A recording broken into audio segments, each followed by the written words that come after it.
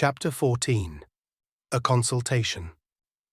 Nothing was more surprising and bewildering to Tuppence than the ease and simplicity with which everything was arranged, owing to Sir James's skillful handling. The doctor accepted quite readily the theory that Mrs. Vandermeyer had accidentally taken an overdose of chloral. He doubted whether an inquest would be necessary. If so, he would let Sir James know. He understood that Mrs. Vandermeyer was on the eve of departure for abroad, and that the servants had already left. Sir James and his young friends had been paying a call upon her, when she was suddenly stricken down, and they had spent the night in the flat, not liking to leave her alone. Did they know of any relatives? They did not, but Sir James referred him to Mrs. Vandermeyer's solicitor. Shortly afterwards a nurse arrived to take charge, and the other left the ill-omened building. "And what now?" asked Julius, with a gesture of despair. "I guess we're down and out for good." Sir James stroked his chin thoughtfully. "No," he said quietly. "There is still the chance that Dr. Hall may be able to tell us something. Gee, I'd forgotten him. The chance is slight, but it must not be neglected. I think I told you that he is staying at the Metropole. I should suggest that we call upon him there as soon as possible. Shall we say after a bath and breakfast?" It was arranged that Tuppence and Julius should return to the Ritz and call for Sir James in the car. This programme was faithfully carried out, and a little after 11 they drew up before the Metropole. They asked for Dr. Hall, and a page boy went in search of him. In a few minutes the little doctor came hurrying towards them. "Can you spare us a few minutes, Dr. Hall?" said Sir James pleasantly. "Let me introduce you to Miss Cowley. Mr. Hershamer I think you already know." A quizzical gleam came into the doctor's eye as he shook hands with Julius. "Ah, yes, my young friend of the tree episode. Ankle all right, eh? I guess it's cured owing to your skillful treatment, Doc. And the heart trouble? Ha ha." "Still searching," said Julius briefly. "To come to the point, can we have a word with you in private?" asked Sir James. "Certainly. I think there is a room here where we shall be quite undisturbed." He led the way, and the others followed him. They sat down, and the doctor looked inquiringly at Sir James. "Dr. Hall, I am very anxious to find a certain young lady for the purpose of obtaining a statement from her. I have reason to believe that she has been at one time or another in your establishment at Bournemouth.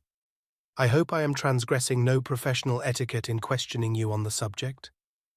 I suppose it is a matter of testimony." Sir James hesitated a moment. Then he replied, "Yes. I shall be pleased to give you any information in my power. What is the young lady's name?" "Mr. Hershamer asked me. I remember." He half turned to Julius. "The name," said Sir James bluntly, "is really immaterial. She would be almost certainly sent to you under an assumed one.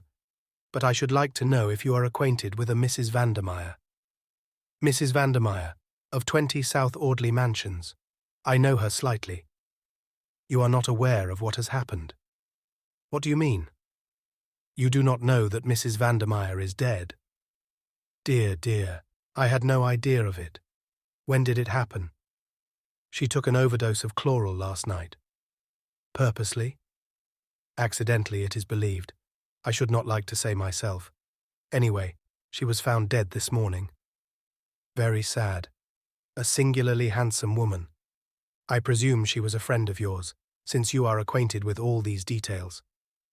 "I am acquainted with the details because, well, it was I who found her dead."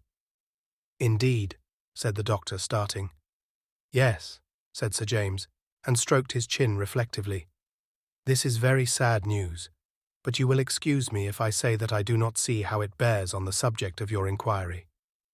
It bears on it in this way. Is it not a fact that Mrs. Vandermeyer committed a young relative of hers to your charge?"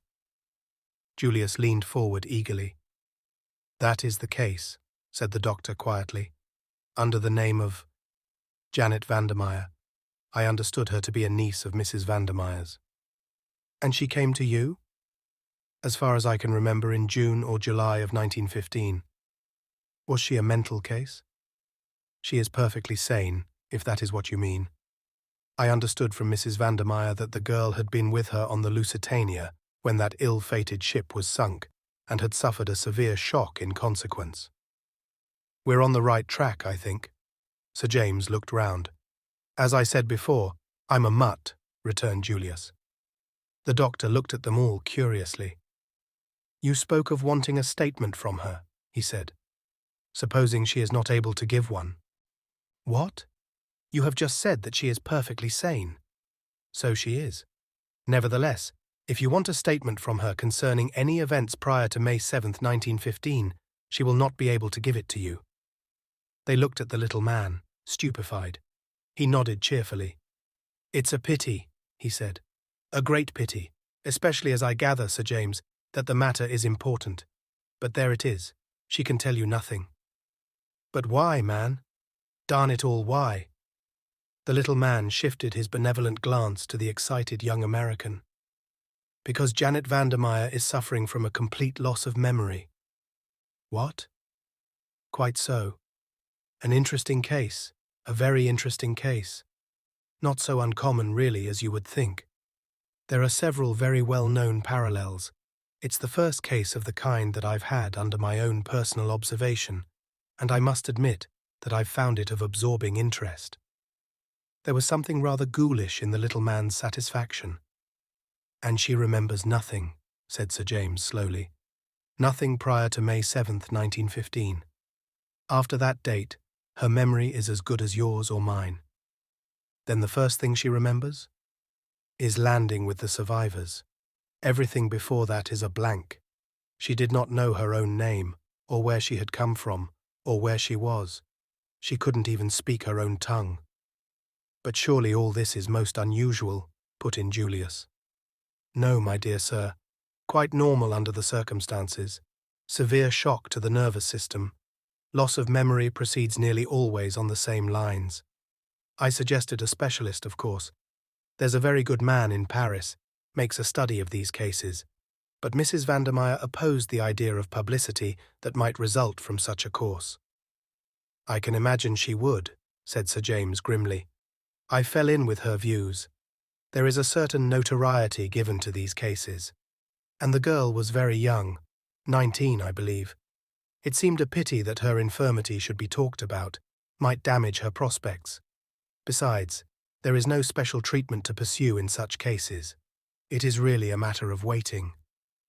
Waiting? Yes, sooner or later the memory will return, as suddenly as it went. But in all probability, the girl will have entirely forgotten the intervening period and will take up life where she left off, at the sinking of the Lusitania. And when do you expect this to happen? The doctor shrugged his shoulders. Ah, that I cannot say. Sometimes it is a matter of months. Sometimes it has been known to be as long as 20 years. Sometimes another shock does the trick. One restores what the other took away. Another shock, eh? Said Julius thoughtfully. Exactly. There was a case in Colorado. The little man's voice trailed on, voluble, mildly enthusiastic. Julius did not seem to be listening. He had relapsed into his own thoughts and was frowning. Suddenly, he came out of his brown study and hit the table such a resounding bang with his fist that everyone jumped, the doctor most of all. I've got it. I guess, Doc, I'd like your medical opinion on the plan I'm about to outline. Say Jane was to cross the herring pond again, and the same thing was to happen. The submarine, the sinking ship, everyone to take to the boats, and so on. Wouldn't that do the trick? Wouldn't it give a mighty big bump to her subconscious self, or whatever the jargon is, and start it functioning again right away? A very interesting speculation, Mr. Hersheimer. In my own opinion, it would be successful. It is unfortunate that there is no chance of the conditions repeating themselves as you suggest. Not by nature, perhaps, Doc, but I'm talking about art. Art? Why, yes. What's the difficulty? Hire a liner. A liner, murmured Dr. Hall faintly. Hire some passengers. Hire a submarine. That's the only difficulty, I guess. Governments are apt to be a bit hidebound over their engines of war. They won't sell to the first comer. Still, I guess that can be got over. Ever heard of the word graft, sir? Well, graft gets there every time. I reckon that we shan't really need to fire a torpedo. If everyone hustles round and screams loud enough that the ship is sinking, it ought to be enough for an innocent young girl like Jane. By the time she's got a lifebelt on her and is being hustled into a boat with a well-drilled lot of artistes doing the hysterical stunt on deck, why, she ought to be right back where she was in May 1915. How's that for the bare outline? Dr. Hall looked at Julius. Everything that he was for the moment incapable of saying was eloquent in that look. "No," said Julius in answer to it. "I'm not crazy. The thing's perfectly possible. It's done every day in the States for the movies. Haven't you seen trains in collision on the screen? What's the difference between buying up a train and buying up a liner? Get the properties, and you can go right ahead." Dr. Hall found his voice. "But the expense, my dear sir." His voice rose. "The expense! It will be colossal." "Money doesn't worry me any," explained Julius simply. Dr. Hall turned an appealing face to Sir James, who smiled slightly. "Mr. Hersheimer is very well off indeed." The doctor's glance came back to Julius with a new and subtle quality in it. This was no longer an eccentric young fellow with a habit of falling off trees. The doctor's eyes held the deference accorded to a really rich man. "Very remarkable plan. Very remarkable," he murmured. "The movies, of course, your American word for the kinema. Very interesting. I fear we are perhaps a little behind the times over here in our methods.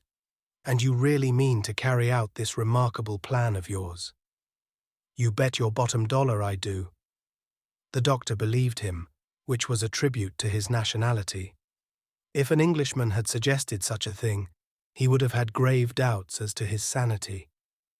"I cannot guarantee a cure," he pointed out. "Perhaps I ought to make that quite clear." "Sure, that's all right," said Julius. "You just trot out Jane and leave the rest to me." "Jane?" "Miss Janet Vandermeyer, then. Can we get on the long distance to your place right away and ask them to send her up? Or shall I run down and fetch her in my car?" The doctor stared. "I beg your pardon, Mr. Hersheimer. I thought you understood." "Understood what?" "That Miss Vandermeyer is no longer under my care.